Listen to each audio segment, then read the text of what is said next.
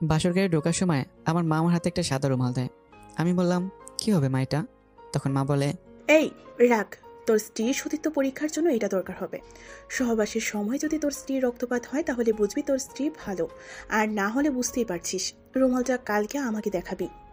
আমি তখন অবাক হয়ে বললাম, ছি ছি, লজ্জা করে না মা ছেলের সাথে এসব কথা বলতে? আর সব থেকে বড় কথা হলো, এইসব কুসংস্কার আগের কালে মানুষগুলো বিশ্বাস করতো, এগুলোর প্রতি বিশ্বাস ছাড়ো। মা তখন বলে, তুই কি আমার থেকে বেশি জানিস? হ্যাঁ মা, আমি অবশ্যই বেশি জানি তোমার থেকে। আর আমি একজন ডাক্তার, তোমার থেকে এই বিষয়ে আমি ভালো করে জানি মা। বেশি কথা না বলে যা বলছি তাই কর। আমি তোর সন্তান না, তুই আমার সন্তান। মুখে মুখে তর্ক করিস না। আমি আর কোনো কথা বললাম না। রুমালটা নিয়ে রাগে রাগে রুমে ঢুকে গেলাম। আমি কখনো অন্যায় প্রশ্রয় দিই না, কিন্তু আজ বিয়ের দিন কোনো ঝামেলা করতে চাচ্ছি না। বাসার সবাই কত আনন্দ করছে, তাদের আনন্দ মাটি করতে চাচ্ছি না। বাসার নতুন বউ এসব বিষয়ে জানলে লজ্জা আমার মাথা কাটা যাবে। কখনো তো সামনে মাথা উঁচু করে দাঁড়াতে পারবো না। রুমে ঢুকে খাটের উপর বসলাম, রুমালটা পকেটে রাখলাম। মা যেমনটা বলেছে যদি এমনটা করি, তাহলে আমার আর আমার পরিবারের মান সম্মান সব নষ্ট হয়ে যাবে। যদিও সে মা, তারপরে সব কথা মেনে চলা আমার দায়িত্ব। কিন্তু মা হোক বা বাবা হোক, অন্যায় কোনো কাজ করতে বললে সেটা তো করা যাবে না। বোঝাতে হবে, না বুঝলে প্রতিবাদ করতে হবে। পৃথিবীর কোনো মেয়েই চায় না তার স্বামী প্রথম রাতেই তার সাথে সহবাস করুক।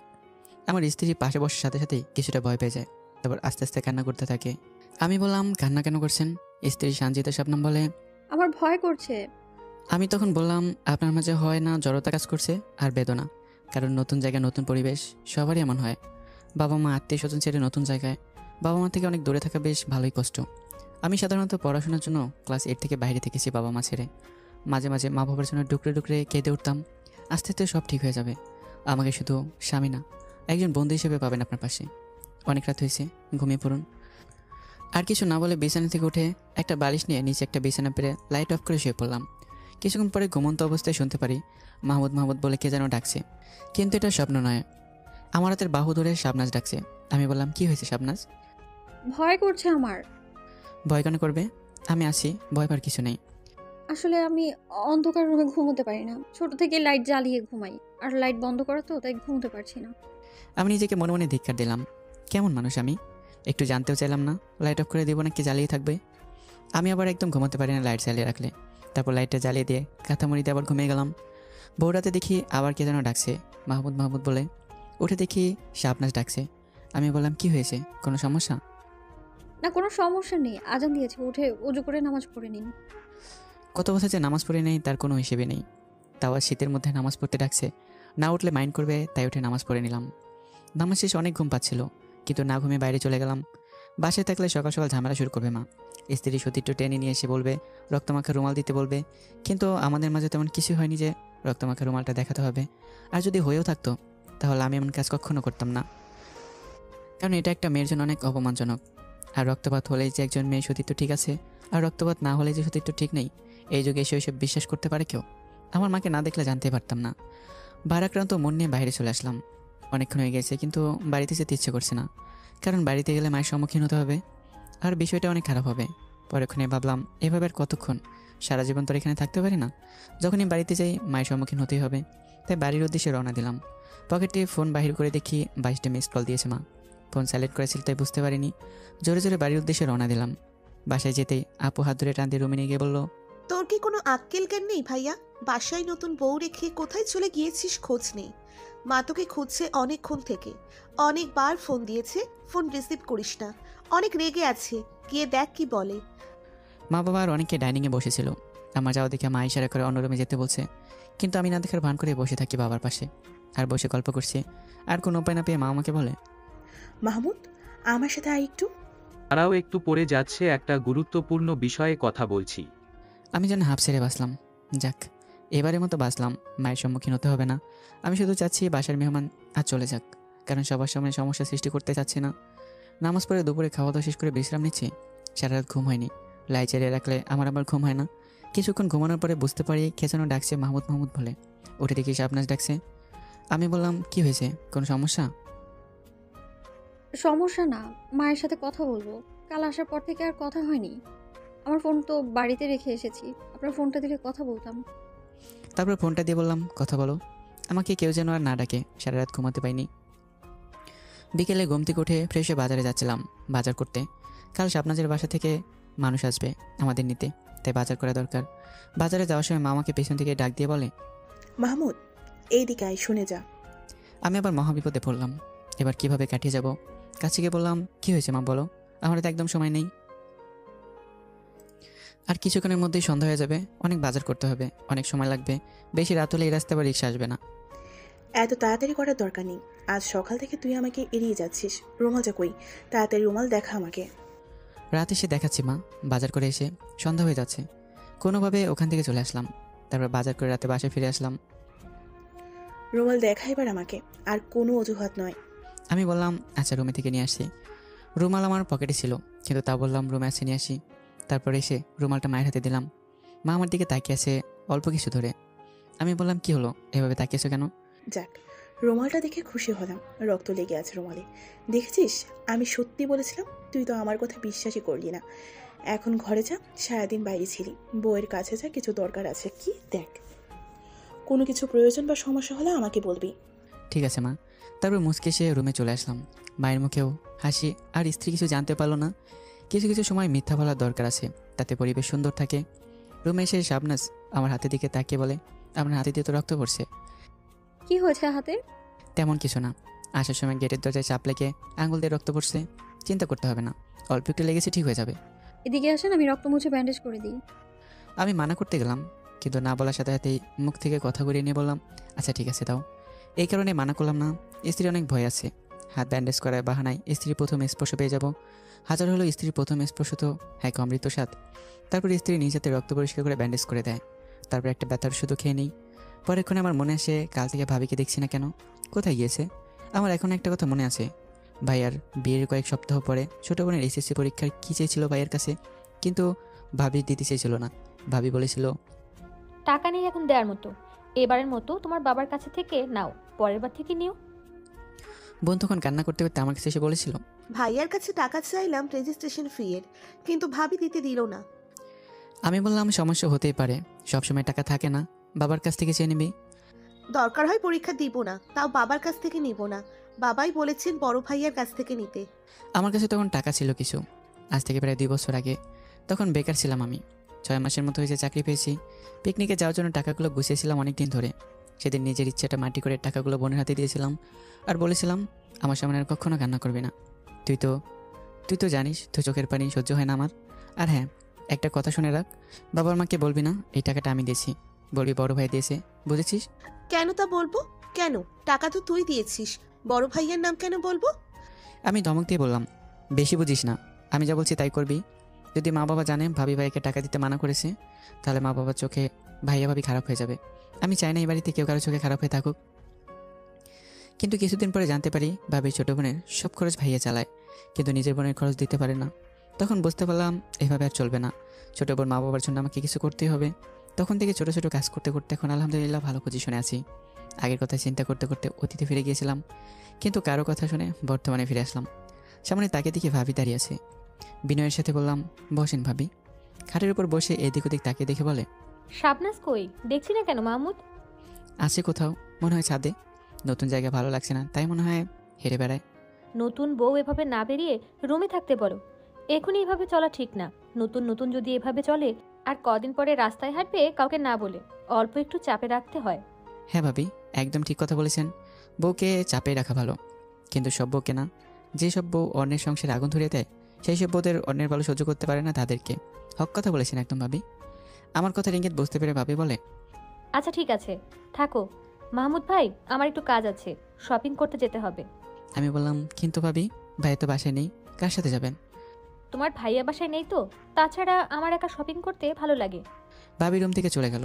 আমি মিট করে হাসতে থাকি, আর মনে মনে বলি, কি যোগ আইলো, নিজে উপদেশ মানে না, আর অন্যের বউকে কীভাবে কন্ট্রোল করতে হয় শেখাতে আসছে। অনেক কথা ভাবতে ভাবতে একটা কথাই পড়ে যাই আমরা। আচ্ছা মা আমার সাথে কাল যেটা করেছে, ভাইয়ের সাথে কেমন করেছে? বয়সুদিতে পরীক্ষার জন্য কি সাদা রুমাল দিয়েছিল? যে করে হোক এটা আমাকে জানতেই হবে, তবে ভাবির কাছে থেকে না, ভাইয়ের কাছ থেকে জানতে হবে। যদিও ভাইয়া আর আমি একদম বন্ধু ছিল, সেই ছোটো থেকেই একসাথে দুজন বড় হয়েছি, এক স্কুল কলেজে পড়েছি। পরে ভাই ইঞ্জিনিয়ারিং পড়াশোনা করে, আর আমি মেডিকেলে। বয়সের পার্থক্য মাত্র 2 বছর, কিন্তু তবু এই বিষয় সম্পর্কে জানা কেমন লজ্জাজনক।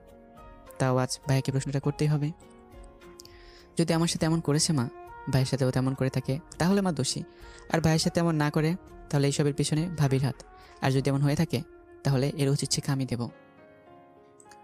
রাতে যখন ভাইয়া বাসায় আসে তখন আমি ভাইকে সাথে ডাকি।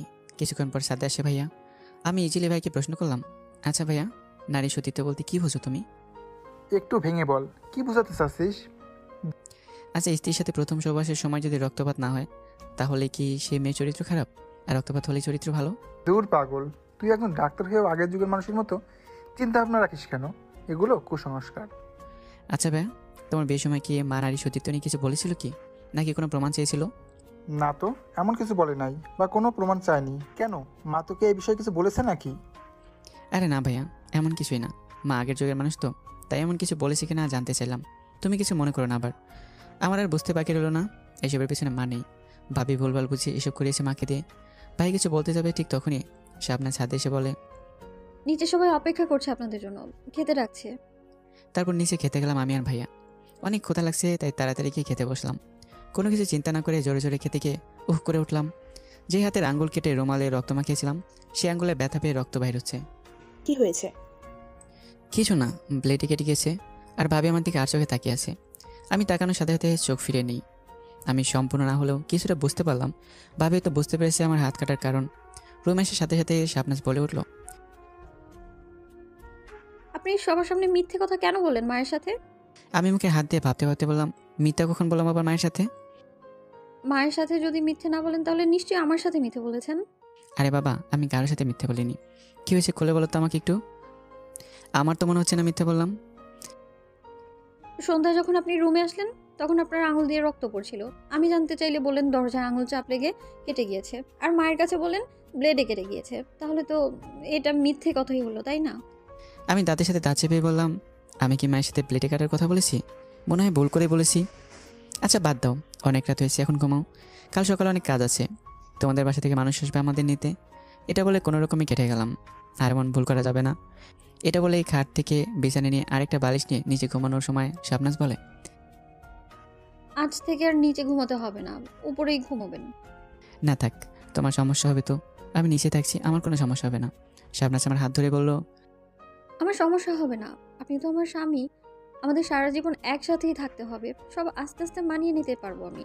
আর বাবা মা তো আছে। আমি চুপচাপ বাধ্য ছেলের মতো খাটের উপর উঠে ঘুমিয়ে পড়লাম। এবার লাইটটা অফ করে দিন। থাক, লাইট অফ করছি না। তোমার রাতে ঘুমাতে সমস্যা হবে, ভয় পাবে। সমস্যা হবে না, আপনি পাশে থাকলে আমার কিচ্ছু হবে না। আর আপনার লাইট জ্বালিয়ে ঘুমোতে সমস্যা হয়, আমি দেখেছি। সারাত মুখের উপর কাঁথা দিয়ে ঘুমিয়েছিলেন, লাইট জ্বালানো ছিল বলে। আর কোনো উপায় না পেয়ে আমি বাধ্য ছেলের মতো লাইট অফ করে ঘুমিয়ে গেলাম। কালকের মতো আজকেও নামাজের সময় ডেকে দেয় নামাজ পড়ার জন্য। আর যাই হোক, এমন স্ত্রী পেয়ে অনেক খুশি। এখন থেকে নিয়মিত নামাজ পড়ছি, এমন স্ত্রী সবাই চায়। নামাজ পড়ে আমি ঘুমাচ্ছিলাম আর শাবনাজ কোরআন শরীফ পড়ছিল। কিছুক্ষণ পরে ঘুম থেকে উঠে দেখি সবাই সবার কাজ করছে।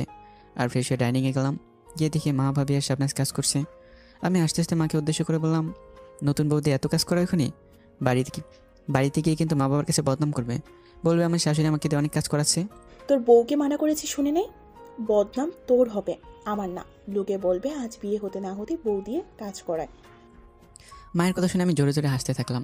আর শাবনাজ কিছুটা লজ্জা পেয়ে কাপড় দিয়ে মুখ ঢেকে রুমে চলে যায়। ভাবি তখন আমাকে উদ্দেশ্য করে বলে, বাসার বউ বাড়িতে কাজ করবে না তো কোথায় কাজ করবে? এভাবে বললে তো আশকারা পেয়ে পেয়ে মাথায় উঠে যাবে। আমি আর কিছু বললাম না। কুকুর এলে সোজা হবে না, বাঁকাই থেকে যাবে। বাঘিস এখন শাবনাজ এখানে নেই, থাকলে এই কথা শুনলে কি মনে করতো?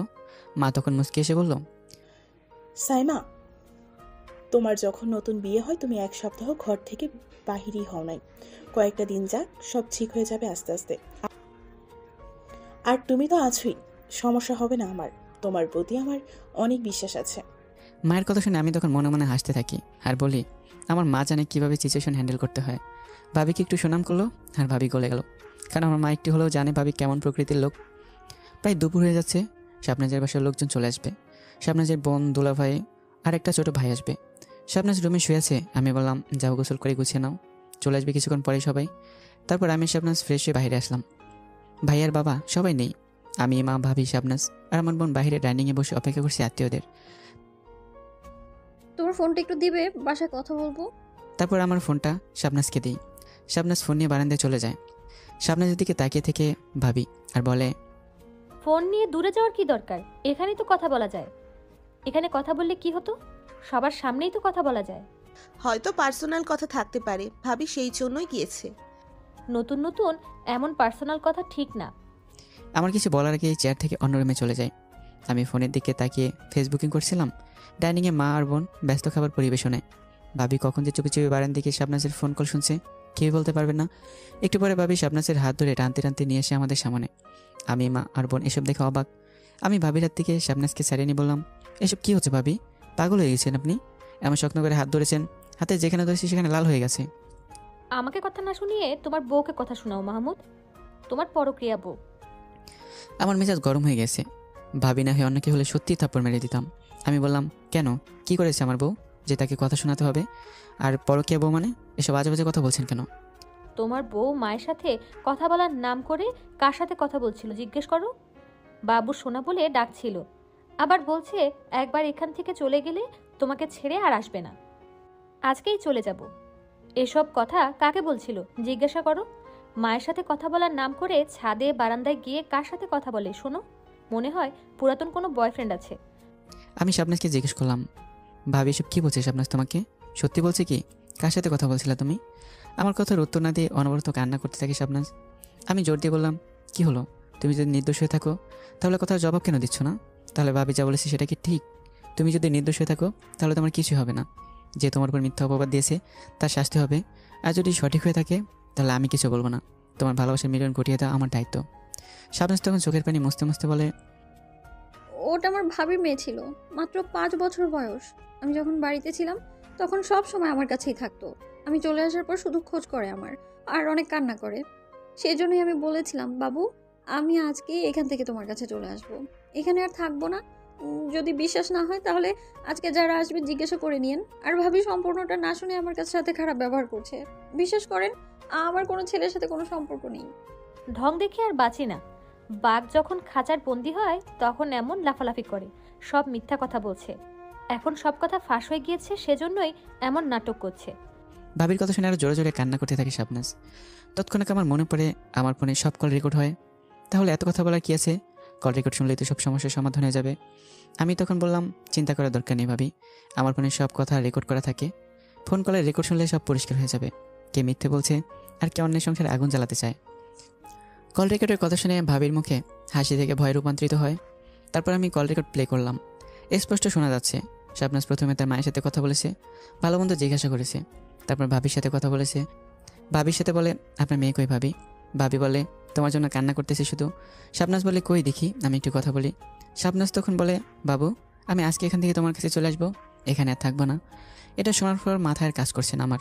ভাবির দিকে রাগী দৃষ্টিতে তাকিয়ে আছি। কাছে এগিয়ে গিয়ে বললাম, আপনার কুদৃষ্টি আমার পরিবার থেকে সরিয়ে নেন, মানুষের মাঝে মনোমালিন্য সৃষ্টি করা বাদ দেন। শাবনাজ বাসায় আসছে আজ মাত্র 3 দিন হয়েছে। এখনই আপনি শাবনাজের সাথে যা করেছেন না জানি এরপরে আপনি আর কী করবেন। এরপর যদি আমার পরিবারের দিকে কুদৃষ্টি দেন তাহলে আমি আপনার চোখ তুলে নেব। এখন ভাবি বলে কিছু বললাম না, কিন্তু এর পরবর্তীতে আমি আর মানব না, কথাটা মনে রাখবেন। শাবনাজ কান্না করতে করতে রুমে চলে যায়। আমি এখন কি মুখে শাবনাজের সামনে যাব? আমারও দোষ কম না। ভাবির কথায় আমি একটু ধমক দিয়ে কথা বলেছি শাবনাজের সাথে। আমি যদি আবার আমার স্ত্রীকে বিশ্বাস করতে না পারি তাহলে অন্য কেউ কীভাবে করবে? এখন আমি কোনো মতো শাবনাজের সামনে যেতেই পারবো না। তাই ছোট বোন মাহমুদাকে ডেকে বললাম, বোন একটা কাজ করতে পারবি? কি কাজ বল ভাইয়া? আমি বললাম, যা হয়েছে তুই সব তো দেখেছিস। আমি শাবনাজের সাথে একটু ধমক দিয়ে কথা বলেছি, কান্না করছে শাবনাজ অনেক। প্লিজ বোন আমার, তুই গিয়ে একটু দেখবি কি করছে, পাশে গিয়ে একটু বস শাবনাজের। এভাবে বলিস কেন তুই? প্লিজ বলার কি আছে? আমি ভাবির কাছেই যাচ্ছিলাম। আজকের বিষয়টা অনেক খারাপ হয়েছে, যা হয়েছে সব তোর জন্য হয়েছে। ভাবির অপরাধগুলো সব তুই বাবা মায়ের কাছ থেকে লুকিয়ে রাখিস, সেই জন্যই এত সাহস হয়েছে। আচ্ছা আমার ভুল হয়েছে বোন, এখন থেকে আর কারো অপরাধ লুকিয়ে রাখবো না, সরাসরি প্রতিবাদ করব। এবার তো ছোট ভাবির কাছে গিয়ে দেখ প্লিজ। আচ্ছা যাচ্ছি, সাইডে এবার তুই। তারপর মাহমুদা চলে যায় শাবনাজের কাছে। মাহমুদার নাম আমার সাথে মিলিয়ে রেখেছিল মা। আমার আর আমার বোনটা একদম আমার মতোই হয়েছে। আমাকে অনেক ভালোবাসে, আমি অনেক ভালোবাসি। এমন একটা বোন পাওয়া সত্যিই ভাগ্যের ব্যাপার। বোন তো অনেকে পেয়ে থাকে, তবে তাকে ভালোবাসা দিয়ে আগলে রাখতে হয়। কিছুক্ষণ পরে হঠাৎ কলিং বেলের শব্দ শুনতে পেলাম। মনে মনে ভাবলাম হয়তো শাবনাজের বাসা থেকে লোক এসছে। আমি ভয় পেয়ে আছি। এই ভয় হলো আত্মসম্মান বোধের ভয়। যদি এসব কিছু তারা জানতে পারে বা ভাবি কোনো সমস্যা সৃষ্টি করে, তাহলে আমার আর আমার পরিবারের মান সম্মান সব নষ্ট হয়ে যাবে। কীভাবে আমি তাদের সাথে তাদের বাসায় যাব? আর গেলে চোখ তুলে তাদের সামনে তাকানোর সাহস হবে না আমার। নতুন নতুন যদি এমন হয় তাহলে পরে কী হবে? আমার অনেক বিশ্বাস আছে শাবনাজের প্রতি। শাবনাজ কিছুই বলবে না। ভয় করছি ভাবিকে নিয়ে যদি কোনো গণ্ডগোল সৃষ্টি করে। অনেক কথা চিন্তা করতে করতে গেট খুলে দিলাম। তারপর সালাম বিনিময় করে ভালো মন্দ জিজ্ঞাসা করে রেস্ট নিতে বললাম। তারপর মাহমুদা আমার স্ত্রী শাবনাজকে নিয়ে নিচে নেমে আসে। কিছুক্ষণ আগে অনেক কান্নাকাটি করছিল, এখন নিজের বাসা থেকে মানুষ আসার কথা শুনে হাসি মুখে নিচে নেমে আসে। আপু তোর চোখ লাল কেন, কি হয়েছে?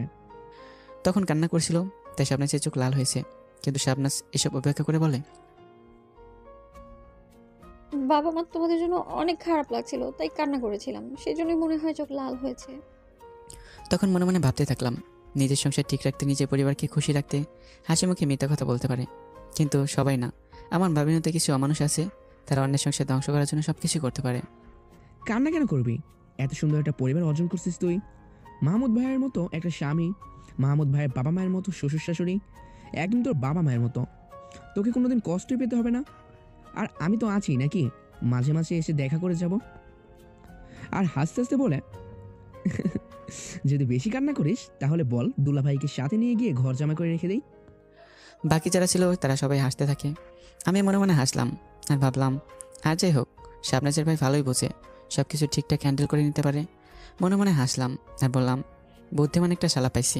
ঠিক তখনই, কি দুলাভাই ঠিক বললাম তো? পারবেন না ঘর জামাই থাকতে? আমিও হাসতে হাসতে বললাম, হ্যাঁ পারবো তো, আরও ভালো হয়ে বসে বসে খেতে পারবো, কোনো কাজই করা লাগবে না। শাবনাজ আমার দিকে তাকিয়ে মিটিমিটি করে হাসছে। আমি সাথে সাথে শাবনাজের দিকে তাকিয়ে চোখ ফিরিয়ে নিলাম। সত্যি অনেক লজ্জা পাচ্ছে আমার, শাবনাজের চোখের দিকে তাকিয়ে থাকতেই পারছি না। কিছুক্ষণ আগে যে হয়েছে, এটা যদি শাবনাজের ভাই জানতো তাহলে পরিস্থিতি কেমন হতো? তাহলে পরিস্থিতি এমন হতো না, অন্যরকম হতো। কিন্তু শাবনাজ সব কিছুই ঠিক করে নিয়েছে হাসি মুখে। সবাই খাওয়া দাওয়া শেষে সবাই রেস্ট নিচ্ছে। তখন আমি আস্তে আস্তে শাবনাজের কাছে যাই। বারান্দায় দাঁড়িয়ে আছে শাবনাজ। লজ্জার দৃষ্টিতে শাবনাজের দিকে তাকিয়ে হাত ধরে বললাম, প্লিজ আমাকে মাফ করে দাও, অনেক ভুল হয়েছে আমার। আমি তখন সম্পূর্ণ বিশ্বাস করতে পারিনি তোমাকে, আর তোমাকে ধমকও দিয়েছিলাম। আর কখনো এমন হবে না, তুমি যা বলবে আমি তাই করব। দরকার হয় তোমার পা ধরে মাপ চাইবো আমি। এই যে কান ধরে উঠবস করছি, 1 2 3। ঠিক তখনই শাবনাজ আমার হাত ধরে বলে, কি করছো তুমি মাহুদ? থামো তো এবার, পাগল হয়ে গেলে নাকি তুমি? এমন করতে হয় না, তুমি আমার স্বামী, তোমার উপর কেন রাগ করবো বলো? তোমার জায়গায় তুমি ঠিকই ছিলে। আমার খারাপ লাগছে ভাবি আমাকে সন্দেহ করে, আর আমার সাথে এমন করেছে তাই। আরে বাদ দাও তার কথা, এমনিতে মানুষ দোষ খোঁজা তার কাজ। আর এত কিছুর মধ্যে একটা কাজ কিন্তু ভালোই হয়েছে। কি ভালো কাজ হলো আবার? ওই যে তোমার অল্প একটু হলেও লজ্জা ভেঙে দিয়েছে, আমাকে তুমি করে বলছো এখন, আর আমার হাতও ধরে আছো। সারা জীবন এভাবেই থাকবে? আমার কথা শুনে কিছুটা লজ্জা পেয়ে আমার হাত ছেড়ে দৌড়ে চলে যায় আর বলে, আমি মাহমুদের কাছে যাচ্ছি। এখন যাওয়ার সময় হয়েছে, সব কিছু গুছিয়ে নিয়েছি। যাওয়ার সময় আমি শাবনাজ সবার থেকে বিদায় নিচ্ছি, কিন্তু মাকে অন্যরকম লাগছে। আমার সাথে শাবনাজের সাথে ভালো করে কথা বলছে না, মুখটা কেমন গম্ভীর করে রেখেছে। যাওয়ার সময় মায়ের এমন গম্ভীর মুখ দেখে মনটা সত্যি অনেক খারাপ লাগছে। আজ সকাল পর্যন্ত বেশ ভালোই ছিল, কিন্তু হঠাৎ এমন হয়ে যাওয়ার কারণ কি? নিশ্চয়ই ভাবি কোনো ঘাঁটি মেরেছে, বলবার কোনো কিছু বলেছে। আমি বললাম, তুমি মন খারাপ করেছো কেন? আমরা তো সারা জীবনের জন্য চলে যাচ্ছি না, আবার আসবো তো, প্লিজ মন খারাপ করো না। বড় বউ, আমার প্রেশারের ওষুধটা দাও তো।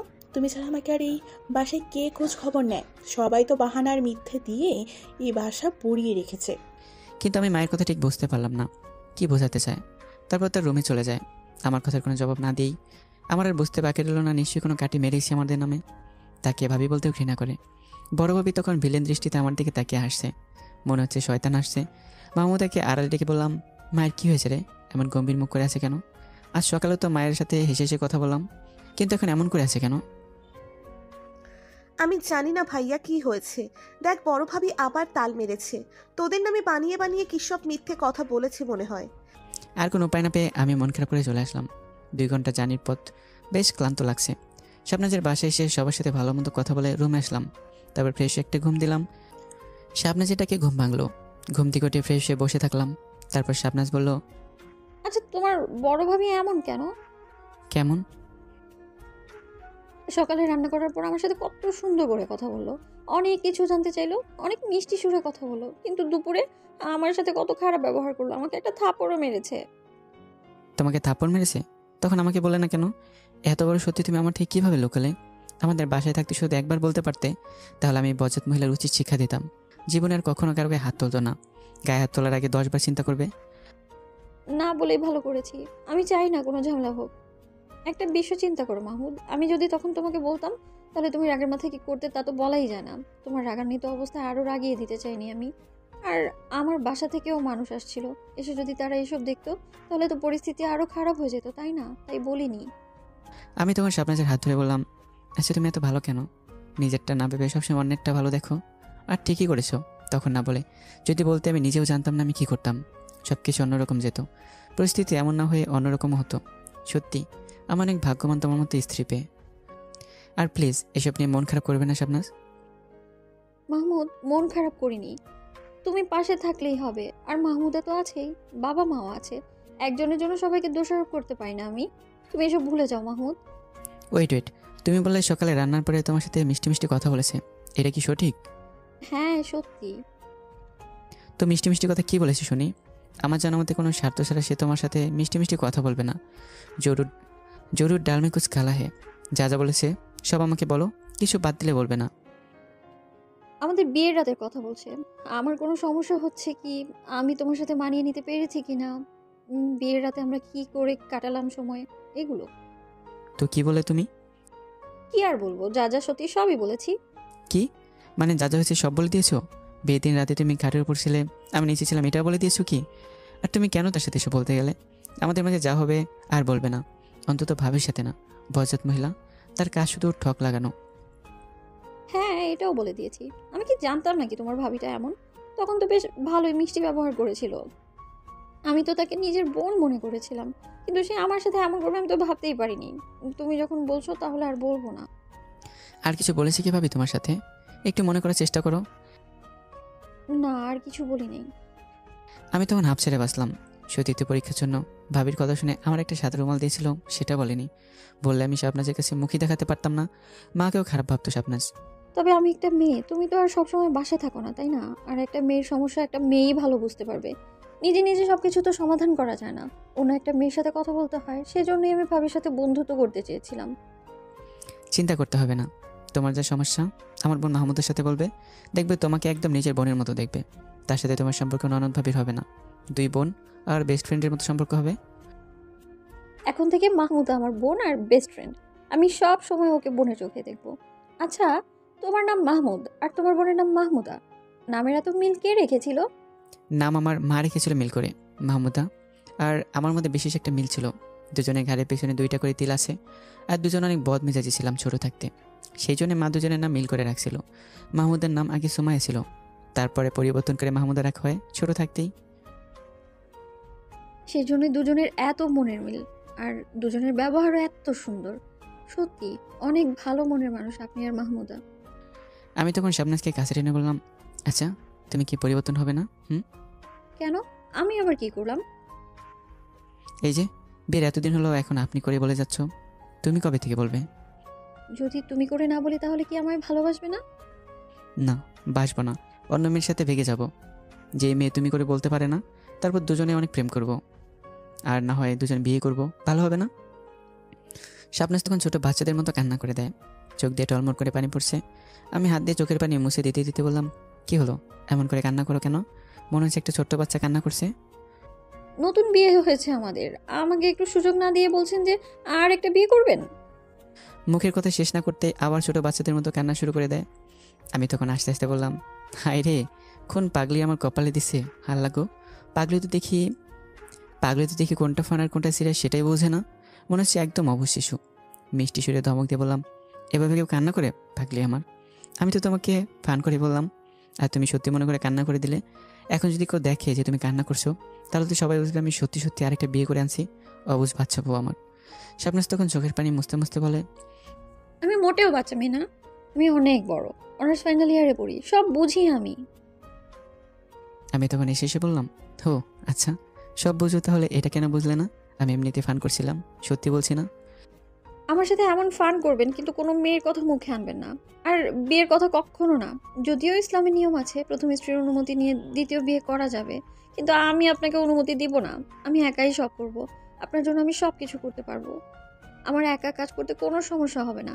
আমার সংসারের ভাগ আমি কাউকে দিতে পারবো না। আমি আপনার প্রথম আর শেষ স্ত্রী হব। তুমি আমার প্রথম আর শেষ স্বামী। সারা জীবন একা পার করে দেব, কিন্তু আমার অধিকার আমি কাউকে দিব না। স্বপ্নাজের কথা শুনে আমি এখন কান্না করছি আর ভাবছি, একজন শিক্ষিত মেয়ের মুখে এসব কথা শোনা সত্যি অনেক ভাগ্যের ব্যাপার। খুব কম ছেলে এমন ভাগ্যবান হয়ে থাকে। স্বপ্নাজের ভালোবাসায় আমার চোখ টপ টপ করে পানি পড়ছে। আমার কান্না দেখে স্বপ্নাজ বলে, এখন আপনি কেন কান্না করছেন ছোট বাচ্চাদের মতো করে? তোমার কথা শুনে কান্না করছি। এত তাড়াতাড়ি এতটা ভালোবেসে ফেলবে আমাকে আমি ভাবতেই পারিনি। ধুর, আপনিও না একটা বাচ্চা জামাই। কোনটা ফান আর কোনটা সিরিয়াস এটাও বুঝেন না। তোমার মন রাখার জন্য আমি ফান করে বললাম। আমি তখন স্বপ্নাজের হাত ধরে বললাম, আমি তো তোমাকে অবশ্যই শিশু মনে করেছিলাম, এখন তো দেখি তুমি ডায়লগ আমার উপরেই ঝাড়ছো। এখন হাতটা ছাড়েন, কেউ দেখে ফেলবে তো। দরজা দেয়া নেই, কেউ এসে দেখলে লজ্জা পাবো তো আমি অনেক। আমি তখন আরও কাছে টেনে বললাম, থামো তো, এটা কি শুরু করলা এবার? এটা কি শুরু করলা? একবার তুমি করে বলো, আরেকবার আপনি করে বলো। এভাবে কেউ কথা বলে? শুধু তুমি করে বলবে, আপনি বলতে পারবে না। না হলে আজ এভাবেই থাকবে, আমি ছাড়তে পারবো না। যে দেখে দেখুক, তাতে আমার কিছু যায় আসে না। মাহমুদ ছাড়ো তো, এখনই খাওয়ার জন্য ডাকতে আসবে আমাদের। এসে আমাদের দুজনকে এমন দেখলে লজ্জা লাগবে আমার অনেক। তোমার কি লাগবে না বলো? না, আমার লাগবে না, যে আসে আসুক। আমি অন্য কি কারো বুকে জড়িয়ে ধরেছি নাকি? আমার নিজের বুকে জড়িয়ে ধরেছি। মুখের কথা মুখে আসে, তখনই কারো আসার শব্দ শুনতে পেলাম। স্বপ্নাজের ভাবি আসছে, নিচে খাওয়ার জন্য ডাকছে, কিন্তু আমি ওভাবেই ধরে আসি। আর স্বপ্নাজ নিজেকে ছাড়ানোর জন্য আপ্রাণ চেষ্টা করছে, আমার সাথে বেড়ে উঠছে না। আমি ওভাবেই ধরে আসি। আমি হয়তো ভাবছিলাম ভাবি রুমে আসবে না, ডেকে চলে যাবে, কিন্তু বলা নেই ক নেই, ভাবি হুট করেই রুমে ঢুকে গেছে। আর আমি সাথে সাথে স্বপ্নাজকে ছেড়ে দিয়েছি। স্বপ্নাজ কীভাবে ধরে থাকা দেখে ভাবি লজ্জা পেয়ে চলে যায়। আমি আর স্বপ্নাজ লজ্জা পেয়ে দূরে সরে যাই। স্বপ্নাজ আমার দিকে তাকিয়ে আছে। দেখলেন তো কি হলো? আমি আপনাকে আগেই বলেছিলাম কেউ চলে আসবে, ছাড়েন, কিন্তু শুনলেনই না। হিরোর মতো ধরে রেখেছেন আমাকে। আপনার তো আর লজ্জা করে না। কিন্তু এখন আমি ভাবির সামনে কিভাবে যাব? ভাবি দেখে ফেলেছে। এখন নিচে গেলেই ভাবির সাথে দেখা হবে। আমি যাব না খাইতে, আপনি গিয়ে খেয়ে আসেন। যাবে না মানে? সারা রাতকে না খেয়ে থাকবে তুমি? খাইতাম না আমি, তুমি গিয়ে খাও। আমি তখনই স্বপ্নাজকে কোলে তুলে নিলাম আর নিচে নামতে থাকলাম আর বললাম, তুমি না গেলে এভাবেই নিয়ে যাব। আর তুমি জানোই তো আমি সব পারি। কিছুক্ষণ আগে প্রমাণ পেলে। আমার কথা শুনে স্বপ্নাজ কান্না করে দেয় আর বলে, নিচে নামো, আমি যাচ্ছি। এই মেয়েটা কেমন, অল্পতে কান্না করে দেয়। আর আমি কখনো এমন করতে পারি নাকি? লজ্জা তো আসে আমারও। তখনই আমি অনেক লজ্জা পাইছি। কে জানতো ভাবে এমন করে চলে আসবে। আর কোলে নিয়ে যাওয়ার কথা বাদ দিয়ে দিলাম, এটা তো কখনোই পারবো না।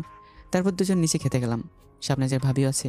স্বপ্নাজের ভাবে একদম সামনাসামনি বসেছে। দুজন দুজনের দিকে লজ্জায় তাকাতেই পারছে না। তাকাচ্ছে কিন্তু চোখে চোখ পড়ছে না, টেরা হয়ে তাকাচ্ছে। আর আমার কথা তো বাদই দিলাম, মাঝখান থেকে আমি বেঁচে গেছি। ভাবি আর স্বপ্নাজের এই পরিস্থিতি দেখে সত্যি হাসি আসছে আমার, কিন্তু এত মানুষের মাঝে হাসতেই পারছি না। স্বপ্নাজের ভাবিরা স্বপ্নাজের চোখে চোখ পড়তেই ঠিক করে হেসে দেয় স্বপ্নাজের ভাবি। লজ্জা পেয়ে অল্প একটু খেয়ে রুমে চলে যায় স্বপ্নাজের চলে যাও দেখে আমিও না খেয়ে রুমে চলে যাই। ওদের কাহিনী দেখতে গিয়ে আমিও ঠিকমতো খেতে পারি নাই। রুমে এসে স্বপ্নাজকে বললাম, কি হলো, চলে আসলে কেন না খেয়ে? তুমি দেখলে না ভাবি আমার দিকে তাকিয়ে কেমন করে হাসছিল, আমাকে শুধু লজ্জা দেয়, সেই জন্যই তো চলে আসলাম। তুমি কেন চলে আসলে? আমি মুচকে এসে বললাম, আমার বউ চলে এসছে, আমি কি করে থাকতে পারি? এবার চলো ঘুমিয়ে পড়ি, অনেক রাত হয়েছে। আমাদের বাড়িতে প্রথম রাতে কিন্তু আমি নিচে ঘুমিয়েছিলাম আর তুমি খাটে ছিলে। আজ তোমাদের বাড়ির প্রথম রাত, তুমি নিচে থাকবে আর আমি উপরে থাকবো, তাহলে সমান সমান হয়ে যাবে। কারণ একটা কথা আছে না, নারী পুরুষ সমান অধিকার। তারপর সত্যি সত্যি আপনার বিছানার চাদর পেরে একটা কাঁথার বালিশ নিয়ে নিচে ঘুমিয়ে যায়। এটা কেমন হলো? সত্যি সত্যি নিচে ঘুমিয়ে পড়লো। আমি আস্তে আস্তে কোলে নিয়ে উপরে শুয়ে দিলাম। আমি কোলে নিয়েছি বুঝতে পারিনি, এত তাড়াতাড়ি ঘুমিয়ে গেল। কিন্তু আমার প্রচণ্ড ক্ষুধা লাগছে। আমি আবার ক্ষুধা সহ্য করতে পারি না। রাতে ভালো খাওয়া হয়নি, অনেক সহ্য করার পরেও থাকতে পারলাম না। বিছানা থেকে উঠে রান্নাঘরে চলে গেলাম। রান্নাঘর থেকে খাবার নিয়ে আসার সময় দেখি পিছন থেকে একটা ছায়া দেখা যাচ্ছে। এটা আবার কি হতে পারে? বাড়ির জামাই খাবার চুরি করে খাচ্ছে, কেউ দেখলে তো আমি লজ্জায় শেষ। যদি শাবনাজ বাদে অন্য কেউ হয় তাহলে তো চোর জামাই নাম পড়ে যাবে, আর শাবনাজ দেখলেও আমাকে চোর জামাই বলে ডাকবে। হ্যাঁ রে মাহমুদ, কেন যে খাবার চুরি করতে আইলি? কোনোরকম ক্ষুধা কন্ট্রোল করে রাখতে পারলি না, পেটুক। সকালে তো পেট পুড়ে জামাই আদর পাইতি। পেছনে ফিরে তাকিয়ে দেখ। পেছন ফিরে তাকাতেই দেখি শাবনাজের আব্বা, মানে আমার শ্বশুর আব্বা, আমার দিকে তাকিয়ে আছে। কিছুক্ষণ ধরে আমিও তাকিয়ে আছি, কিন্তু কিছু বলছে না কেন শ্বশুর আমাকে? আমার দিকে তাকিয়ে আছে। জোর করে মায়ের না দিলেই হয়, আল্লাহ বাঁচাও। আমার দিকে এগিয়ে আসছে, আমি পিছনে সরে যাচ্ছি। তারপর রান্না করে সে এদিক ওদিক হেঁটে আবার রুমে চলে যায়। আমি চিন্তায় পড়ে গেলাম, কিছু বললো না কেন? এখন কি নিশ্চয়ই শাশুড়িকে বলবে, তারপর এদিক ওদিক ছড়িয়ে ছিটিয়ে যাবে আর বাড়ির ছোট জামাই হয়ে গেলাম। আমি ভাবলাম যাই হয়ে যাক, খাল দেখা যাবে। আমি খাবারের প্লেটটা নিয়ে ঘরে চলে গেলাম। এখানে বসে খাওয়া যাবে না, আবার কে চলে আসে বলা যায় না, তখন আমার সর্বনাশ হয়ে যাবে। রুমে খাবার নিয়ে এসে দেখি শাবনাজ বসে আছে। আমি অবাক হয়ে তাকিয়ে আছি। শাবনাজও উঠে বসে আছে। খাবারের প্লেটটা টেবিলে রেখে বললাম, তোমার জন্য খাবার নিয়ে আসলাম। তুমি তো রাতে ঠিকমতো খাবারই খাওনি, তাই নিয়ে আসলাম। আসো, মুখ দিয়ে নাও, আমি হাতে করে তোমাকে খাইয়ে দেবো। খাবার আমার জন্য নিয়ে আসলে নাকি তোমার জন্য? আমি মনে মনে ভাবলাম, এই রে বুঝে গেছে মনে হচ্ছে। আমি একটু ঢং করে বললাম, ছি ছি, এটা বলতে পারলে শাবনাজ তুমি? তোমার জন্য নিয়ে আসলাম আমি, আমার জন্য হলে তো ডাইনিং থেকে খেয়ে আসতাম। একটু অ্যাক্টিং করলাম, তারপর রাগ করে ঘুমিয়ে যেতে লাগলাম। ঠিক তখনই শাবনাজ বলে, সরি, আমি তো মজা করে বললাম। আসলে আমারও ক্ষুধা লাগছিল অনেক, তাই উঠে পড়েছি। আমি মনে মনে হাসতে লাগলাম। যাক, একটু ঢং করে কাজে লাগছে। এক ডিলে দুই পাখি। শ্বশুর আব্বা অথবা বাকি কেউ কিছু বললে আমি অন্তত বলতে পারবো আমার জন্য না, শাবনাজের জন্য খাবার আনতে গেছিলাম। আর এখন তো শাবনাজ একা খাবে না, আমাকেও খাইতে বলবে। খেতে বললে আমি একবার না করব, কারণ প্রথমবারে খেয়ে নিলে বুঝে যাবে। শ্বশুরকে কিছু বলতেও দেবো না, আর শাবনাজও কিছু বুঝতে পারবে না। ওহ মাহমুদ, তুই কত বুদ্ধি তোর মাথায়। এত বুদ্ধি নিয়ে তুই রাতে ঘুমাস কেমন করে ভাই? পরক্ষণে মনে পড়লো, দূর, আমি তখন জেগে আছি, বুদ্ধি জোরে ঘুমাতেই পারছি না। তারপর আমি হাত ধুয়ে এসে এক গ্লাস পানি নিয়ে আসলাম। শাবনাজকে খাইয়ে দিচ্ছি, কিন্তু আমাকে খেতেই বলছে না। খাইয়ে দিতে দিতে অর্ধেক খাবার শেষ, কিন্তু তা বলছে না তুমি একটু খাও। তারপর হঠাৎ শাবনাজ বলে, তুমি বাকি অর্ধেক খেয়ে নাও। আমি এমনিতেই বললাম না, থাক খাচ্ছি না, তুমি খাও। কিন্তু ক্ষুধাতে আমার পেটের মধ্যে মনে হচ্ছে ইঁদুর দৌড়াচ্ছে। কিন্তু এটা কি হলো? একবার মানা করলাম বলে পরের বার খাওয়ার কথাই বলবে না? আমি তো এমনিতেই প্রথমবার মানা করলাম, বাড়ির নতুন জামাই একবার মানা করলাম, পরের বার তো বলা দরকার ছিল না? কিন্তু তা না করে সবই খেয়ে নিল শাবনাজ। আমার ভাগ্যে আর খাবার জুটলো না। শাবনাজ সারা রাত না খেয়ে থাকলাম। জীবনটা বেদনা, কুত্তা ভাগ্য আমার। মনে হচ্ছে মোল্লা জুস খেয়ে ঠাস করে পড়ে যায়। কথায় আছে না, অতি বুদ্ধিমানের গলায় দড়ি। আজ ঠিক এমনটাই হয়েছে আমার সাথে। আর কোনো উপায় না পেয়ে না খেয়ে পেটে পাথর ভেতে ঘুমিয়ে গেলাম। ঘুম থেকে উঠে নামাজ পড়ে আবার ঘুমিয়ে গেলাম। আর মনে মনে সান্ত্বনা দিলাম, মাহমুদ ঘুমিয়ে যা, ঘুমালে ক্ষুধা লাগে না। আর কোনো উপায় না পেয়ে ঘুমিয়ে গেলাম। তারপর দেখছি শাবনাজ ডাকছে, ঘুম থেকে ওঠেন, খাবার রেডি, প্রায় নিচে যেতে হবে। আমি এক লাফে উঠে বললাম। আমার এমনভাবে উঠে দেখে শাবনাজ ভয় পেয়ে যায়। কি হলো, এমন করে উঠলে কেন? মনে হচ্ছে ভূত দেখলে? আমি আস্তে আস্তে বললাম, একটু পরীক্ষা করে দেখলাম কত জোরে উঠতে পারি, আর তোমাকে ভয় দেখালাম। কিন্তু মনে মনে বলছি, খাবারের কথা শুনে মন আর শরীর স্থির রাখতে পারিনি। পেট শুধু খাবার করছে। তাড়াতাড়ি করে ফ্রেশ হয়ে তারপর নিচে খেতে গেলাম আমি আর শাবনাজ। নিচে গিয়ে দেখি সবাই আমাদের জন্য অপেক্ষা করছে। গিয়ে খাবার টেবিলে বসলাম। শ্বশুর আব্বা আমার দিকে তাকিয়ে বলে, বাবা তাড়াতাড়ি ভালো করে খেতে দাও, না হলে আবার পরে ক্ষুধা লেগে যেতে পারে। আমি মনে মনে বললাম, এটা কেমন শ্বশুর? রাতে রান্না করে খাবার খেতে গেছিলাম বলে কি এমন করে বলতে হবে? টিটকারি মারছে। আর খাবার তো আমি খাইনি, খাইছে আপনার মেয়ে শাবনাজ। ঠিক তখনই শাশুড়ি আম্মা এসে শ্বশুর আব্বাকে বলে, কালকে রাতে তুমি ওষুধ খাওনি কেন? কই খেয়েছিলাম তো। যদি খেয়ে থাকো তাহলে যে কয়টি ওষুধ ছিল সবগুলো তো আছে। মনে হয় ওষুধ খেতে মনে নেই।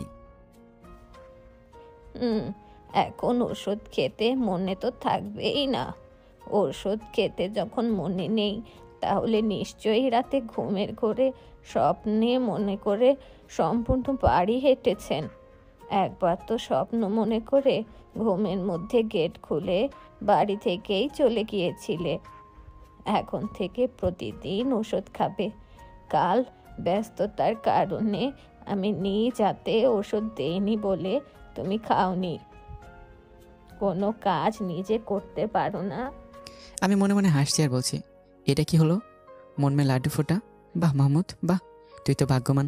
তো শ্বশুর কালকে তোরে দেখেই নাই, সে তো ঘুমের মধ্যে হারছিল, তাহলে আর দেখবে কেমনে? আমি এতক্ষণ হুদাই চিন্তা করছিলাম। শ্বশুর আবার রাতে খাবার চুরি করে দেখে ফেলেছি, কি একটা লজ্জার বিষয়।